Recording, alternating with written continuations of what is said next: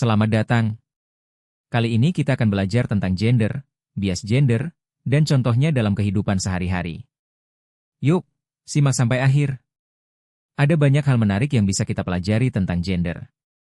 Tapi sebelum itu, mari kita pahami dulu apa sebenarnya perbedaan gender dan jenis kelamin.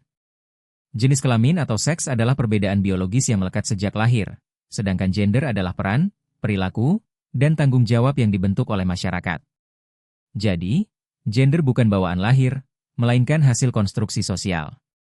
Contohnya, laki-laki dan perempuan berbeda secara biologis, itu seks. Tapi ketika masyarakat mengatakan hanya laki-laki yang boleh jadi pilot, atau perempuan yang harus memasak, itu adalah gender. Ingat ya, gender bisa berubah sesuai budaya dan waktu. Sayangnya, perbedaan gender ini sering menimbulkan masalah yang disebut bias gender. Bias gender adalah perlakuan tidak adil terhadap seseorang hanya karena jenis kelaminnya. Bias gender bisa muncul dalam berbagai bentuk, seperti marginalisasi, subordinasi, stereotip, kekerasan berbasis gender, dan beban ganda. Marginalisasi adalah pengucilan atau peminggiran, misalnya di pabrik atau sawah, perempuan dan laki-laki bekerja sama kerasnya, tapi upah yang diterima perempuan seringkali lebih rendah. Ini bentuk nyata ketidakadilan. Subordinasi adalah anggapan bahwa perempuan lebih rendah dari laki-laki. Misalnya dalam rapat, pendapat laki-laki lebih sering didengar, sementara pendapat perempuan dianggap kurang penting. Stereotip adalah pelabelan yang berlebihan. Contohnya kalau ada anak laki-laki suka menangis sering dibilang cengeng, atau kalau perempuan bekerja keras di luar rumah dianggap tidak pantas. Padahal itu hanyalah label, bukan kenyataan.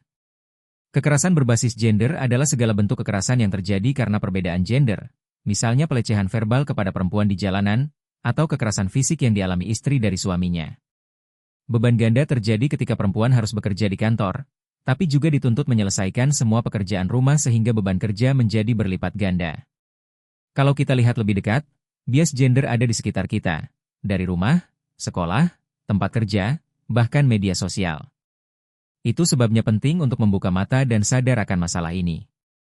Dengan memahami perbedaan seks dan gender, serta mengenali bentuk bias gender, kita bisa mulai membangun sikap yang lebih adil. Semua orang, baik laki-laki maupun perempuan, punya hak dan kesempatan yang sama. Jadi, jangan sampai kita ikut melanggengkan bias gender. Mulailah dari hal kecil, menghargai teman, mendengarkan pendapat tanpa membeda-bedakan, dan berbagi peran dengan adil. Bersama-sama, kita bisa mewujudkan masyarakat yang lebih setara.